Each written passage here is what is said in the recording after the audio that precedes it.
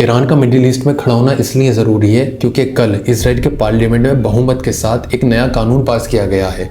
Israel 11,000 फ़िलिस्तीनियों को फांसी लगाने वाला है, जिसके तहत इसराइल की जो जेल में जितने भी फ़िलिस्तीनी कैद हैं, चाहे वो बच्चे हों, बड़े हों, बुजुर्ग या कोई भी हो, सबको फांसी दी जाएगी। इसराइल के कब्जे में लगभग 11,000 फ़िलिस्तीनी हैं और आपको जानकर हैरानी होगी कि इसमें 2,500 के करीब बच्चे भी शामिल हैं। इन 11,000 को फांसी लगाना उसके लिए या इसराइल के लिए कोई बड़ी बात नहीं है, क्योंकि इससे पहले भी वो फ़िलिस्तीन में 70,000 फ़िलिस्तीनियों को मार चुका है और दुनिया में कोई उसका कहने सुनने वाला नहीं है। कहा जा रहा है कि अगले 90 दिन के अंदर अंदर एक एक करके सबको फांसी पर लटका दिया जाएगा। कहने को तो सिर्फ ये कानून पास किया गया, लेकिन ये इंसानियत के मुंह पर एक थप्पड़ है।